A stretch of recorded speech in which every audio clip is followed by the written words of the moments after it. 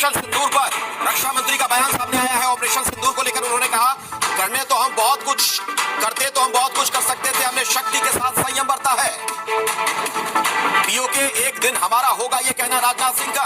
अपने कारनामे बयान करेंगे, वो टीवी पे दिखाए जाएंगे, इंडिया को शिकस्त फाश दे दी सिफारती महाज पे, इस तरह की बातें की जाएंगी। पीओके स्वयं लौट कर कहेगा, मैं भारत ही हूँ, मैं वापस आऊंगा। आपने शायद राजनाथ जी का बयान गौर से सुना नहीं, या आपने अपनी उर्दू बीच में घुसा दी है। वो भी यही कह रहे हैं कि इलेक्शन जो है वो करवा दिए जाएं। दूसरी तरफ यूनुस खान है, यूनुस उनके चीफ एग्जीक्यूटिव हैं। परंतु शक्ति के साथ संयम भी चाहिए। शक्ति और संयम, इन दोनों का समन्वय का हमने दुनिया के सामने एक शानदार उदाहरण पेश किया है। आज शाम से जंगी मशकें शुरू करने का ऐलान किया है और इन जंगी मशकों के लिए इन 4 रियासतों में जंग के दौरान जो खतरे के तौर पर बजाए जाते हैं ना जंगी सायरन, वो बजाए जाएंगे। तो सूरत हाल कुछ ऐसी है कि अगर ज्यादा कन्फ्रंटेशन हुई तो कुछ भी हो सकता है।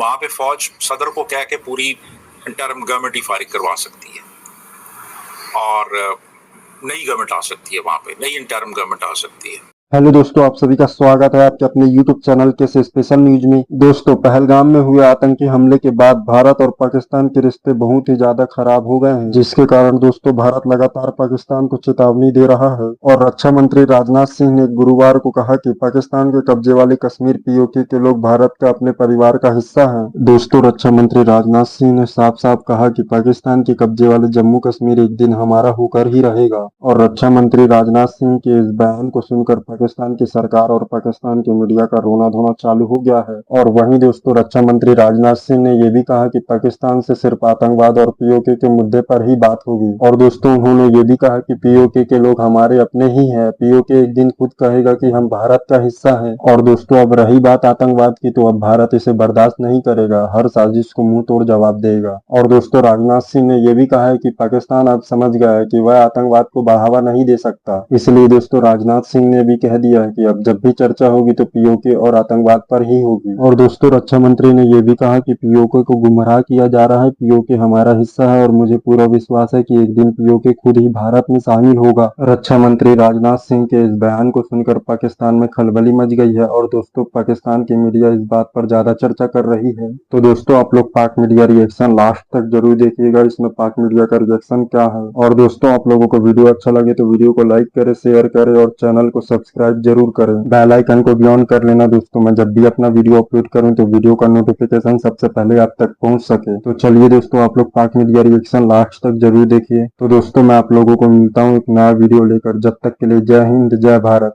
पीओके स्वयं लौट कर कहेगा, मैं भारत ही हूँ, मैं वापस आऊंगा और वापस आया हूँ।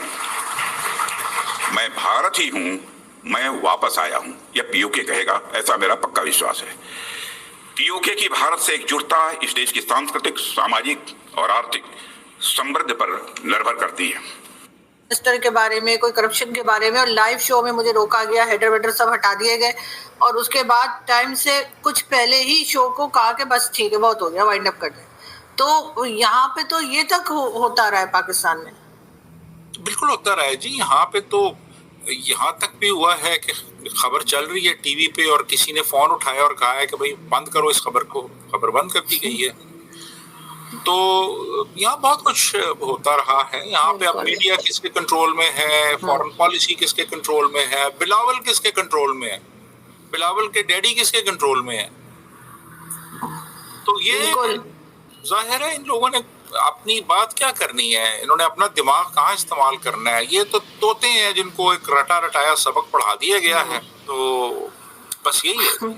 बिल्कुल इनसे कोई उम्मीद, बिल्कुल सर कोई उम्मीद नहीं है इनसे, लोग कुछ भी इनसे एक्सपेक्ट नहीं कर सकते। और जाहिर है, लेकिन पता नहीं है किस लिए पब्लिक के पैसे पे, जो टैक्स के पैसा है उससे बाहर सैर सपाटा करने जा रहे हैं एक तरह से। तो लोग ये भी कहते हैं कि जो बातें इन्होंने करनी है वो बात ये यहाँ पे हाई कमिश्नर और एम्बेसडर्स को बुला के भी कह सकते थे। नहीं सैर, बुनियादी मकसद तो यही है ना कि अब सरकारी खर्चे पे जी ये जाएंगे बाहर, जाके वहाँ पे ये कम से कम 5 स्टार होटलों में स्टे करेंगे, अपने दोस्तों रिश्तेदारों से मिलेंगे, दावतें उड़ाएंगे, खाएं पिएंगे, सरकारी प्रोटोकॉल लेंगे और पाकिस्तान के जो मिशंस हैं बाहर उनको कहेंगे जी कि आप हमें गाड़ियां दें, आप हमें घुमाएं फिराएं, आप ये करें, आप वो करें, और ये सारा कुछ करके वो नारे मारेंगे वहाँ पे और है जी, और फिर वापस आ जाएं और फिर आके कहेंगे जी कि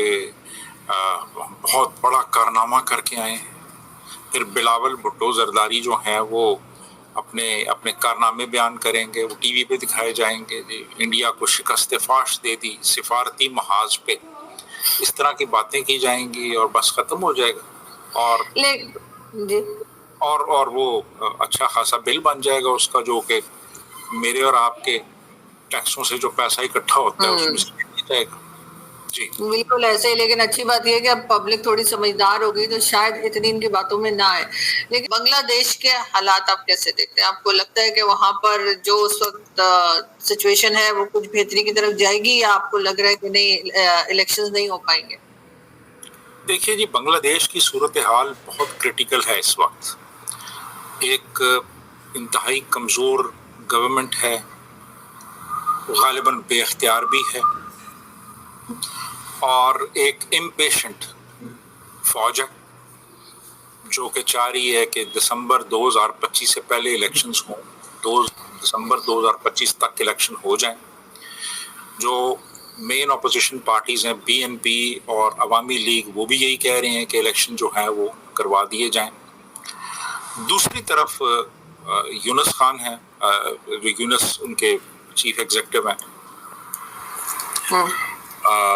वो है। उसके बाद फिर जमाते इस्लामी है, फिर एक हिफाजत इस्लाम पार्टी है। ये सब लोग जो हैं ये अभी फिलहाल इलेक्शन नहीं करवाना चाह रहे, क्योंकि इनको पता है कि अगर इलेक्शन करवाए तो बीएनपी इक़्तिदार में आ जाएगी, और ये नहीं चाहते कि बीएनपी इक़्तिदार में आए। तो ये अपने आप को स्ट्रेंथन करना चाहते हैं, टाइम गेन करना चाहते हैं, अपनी जो पोजीशन है उसको मजीद मुस्तहकम बनाना चाहते हैं इससे पहले कि इलेक्शंस हों और नई गवर्नमेंट आए। तो उन्होंने कहा है जी कि इलेक्शंस जो हैं वो जून 2026 तक करवाए जाएंगे, दिसंबर 2025 तक नहीं करवाए जाएंगे। लेकिन आर्मी जो है वो खासी इस पे वो परटर्ब्ड है, और उन्होंने दबे लफ्ज़ों में बल्कि खुले लफ्ज़ों में उन्होंने कहा है जी इलेक्शंस आप करवाएं। तो इस वक्त सूरत हाल वहाँ पे कुछ ठीक नहीं है, यानी इस्लामिक एक्सट्रीमिज़म बढ़ रहा है वहाँ पे, फ़ौज की तरफ से उनका जो एक पेशेंस है वो कम होती जा रही है। अपोजिशन पार्टीज़ बड़ा इस पे एक तरह से एजिटेट कर रही हैं जी कि इलेक्शंस करवाए जाएं। तो सूरत हाल कुछ ऐसी है कि अगर ज़्यादा कन्फ्रंटेशन हुई तो कुछ भी हो सकता है वहाँ पे फौज सदर को कह के पूरी इंटरिम गवर्नमेंट ही फारिग करवा सकती है, और नई गवर्नमेंट आ सकती है, वहाँ पे नई इंटरिम गवर्नमेंट आ सकती है, ये भी पॉसिबल है।